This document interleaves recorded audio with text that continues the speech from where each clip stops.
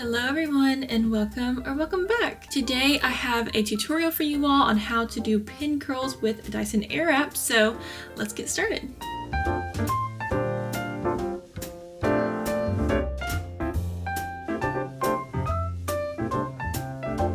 I am starting off with freshly washed hair. I just did my everyday shower routine, so I used my Biolage Strength Recovery shampoo and conditioner, and then I'm using my Biolage Strength Recovery leave-in conditioner to spray throughout my hair. This product acts as both a detangler and a heat protectant since we will be using heat on our hair today. So I am just brushing that through with my favorite Wet Brush Pro. I prefer the Pro version of the Wet Brush for fully wet hair. I'm also adding Olaplex in. This is the hair oil that I'm using right now, and I love it. It is so nourishing. It really keeps my ends looking nice, even though I do use heat on my hair almost every day, but I think it just really hydrates my hair. It makes it look shiny, which I love. And then for volume, I am going in with a Color Wow extra large bombshell mousse, and I'm just working this into my roots, and really this just activates with the heat really well to add volume to my hair. I have very thin, fine, flat hair, and so this really adds that volume that I need. And then I'm getting my Dyson Airwrap set up. I am using the blow dry attachment, and I'm starting off just with a rough dry on my hair. I use the highest heat and highest fan strength, and I'm really just taking that throughout my hair. It truly is just a rough dry. I am trying to separate my roots a little bit since I did add that mousse in, just to make sure that I don't have any parts of my hair that get too crunchy from the mousse. And again, really working on my roots to add that volume. I'm gonna brush everything through before we start with our curls, and we are ready to start to the curling process. So I'm using the smallest curling attachment on the Dyson, and then I am pulling out my pins for my pin curls. These are the Kitsch Rose Gold pins, and then I'm starting on the top of my head with my mohawk section, and I'm just taking a section in the front, and I like to do 3 sections on the top of my head. Again, I'm sounding like a broken record, but for volume, adding these 3 pins on top really adds that lift to my hair. And you will see throughout the tutorial, but I curl everything under, so I will switch direction of the Dyson Airwrap, but I'm making sure that everything is curled under because that's how I like my curls to sit. And you'll be able to see on the sides of my hair better, but for the Dyson Airwrap specifically, I take my ends and have those wrap around my hair, and then I'll take the Dyson Airwrap up until I feel like my ends are about to fall out, and then I'll twist and roll the Airwrap down closer to my head to make sure everything stays in place and to add a little bit of tension to the root. And I actually timed this for you all while I was doing it so I could give you exact times. And so what I do is 20 to 30 seconds on hot, and then I take it all the way down to the cool shot, and I do that for about 10 seconds, and then I turn the Airwrap off. And this is crucial to the pin curls, but once you turn the Airwrap off, you want to slide the Airwrap out of your hair without taking your hair out of its curl. That is going to keep everything in place to put your pin in. Doing it this way instead of letting your curl drop and then pinning it back up keeps that curl in your hair. It never lets the tension release from the curl, and so I think it really helps the curl hold the best so that you can immediately slide your pin in. For those 3 top sections, I will normally do a pin on either side of the curl just because they are a wider section, and I think that helps the section hold better on the top of my head. And now we can move on to the side section. So like I mentioned, I take the ends of my hair, I hold those and let them wrap around the Airwrap. I bring the Airwrap up, and then when I feel like my ends are about to fall out, then I'll take the Airwrap and twist it like a curling iron all the way up to my head. And again, I leave it for about 20 to 30 seconds with the heat, cool shot for 10, and then I turn the Airwrap off and release it from my hair. And I keep that hair into a curl so that I can put the pin in. I like to work in horizontal sections and then split each section into 2 pieces vertically. I just find that works the best for my hair. If you have thicker hair, then you might need to do more sections than I do. I normally end up getting about 8 pin curls on each side of my head. And then just showing you the technique a couple more times. So wrap the ends, let the Airwrap pull the hair into a curl, and then twist all the way up, then turn the Airwrap off, pull the Airwrap out of your hair, and then pin it up, and then you can put your pin in. So I don't like to do one entire side of my head and then the other because I find that makes one side of my head set a lot more than the other. So I like to do the top half of the left side of my head, top half of the right, and then I'll do bottom left and bottom right. So again, just remember that you need to switch the direction of your Airwrap, wrap your ends, pull the hair up into a curl and then twist all the way up to your head. Now, you will see on this side that I have a little bit more trouble on the right side of my head because my left hand is doing a lot of the work.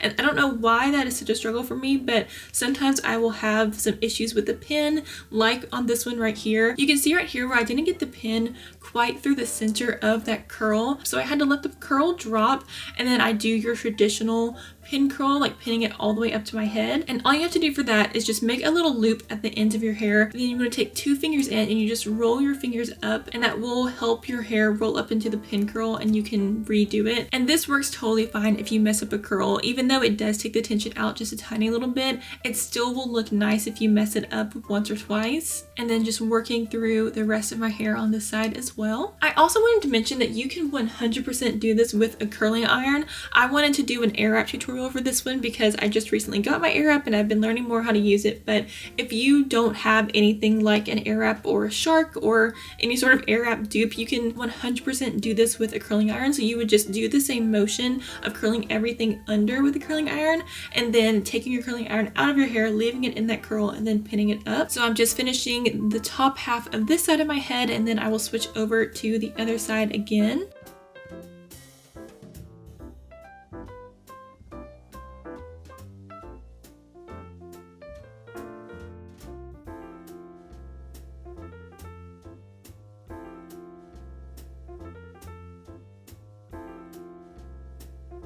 So now that I have that side's top section done, I'm moving on to the other side's bottom section. So I end up doing about 6 to 8 pins on each side of my head. And you can see this side goes a lot more smoothly than the other side, but that's just how it is. I am not ambidextrous, unfortunately.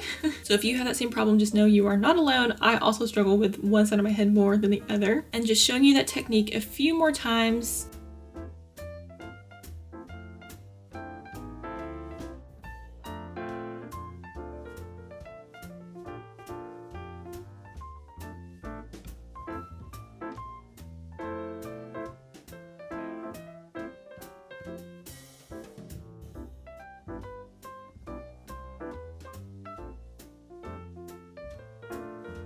And you can see on this curl, I'm having to take it up a little bit to the closer to my scalp so I can really get that pin in so it will stay. And then moving on to the last section of hair.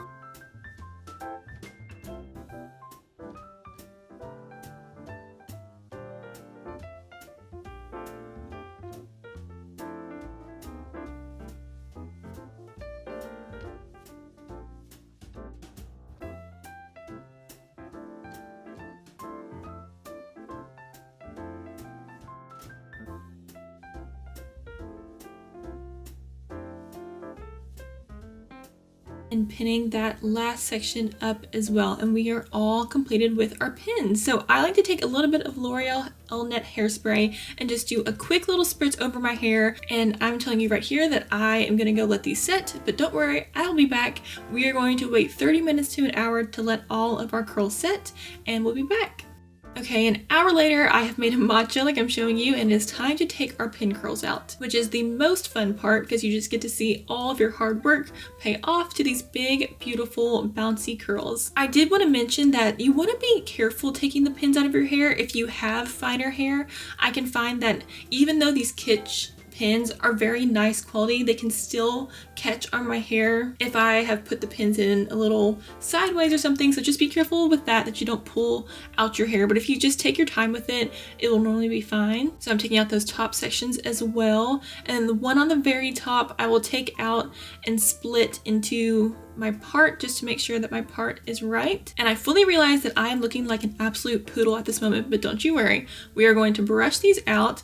I am using the wide tooth comb that came with my Dyson, but you can use any wide tooth comb, but I do suggest that you use a comb over a brush. It keeps the curls a little better than a brush does because I think the brush takes out too much of the curl, and I like to keep that big bouncy look to my hair. But obviously we don't want to look like a poodle, so we do have to brush them out just a little bit. I just run the comb through my hair, get out any tangles that might have happened. And then we are done with the final result. So this is how the pin curls turn out.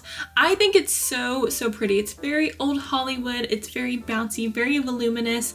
So like I said, I don't use any hairspray at the end, but I always find that it stays really well. That's why we start from dry and go to wet. That's how the Dyson Airwrap keeps its hold the best. But yeah, I love the final result. I hope you all enjoyed this video and this tutorial. That is going to be it for today's video. I hope you all enjoyed. Thank you so much for watching, and I will see you soon. Bye!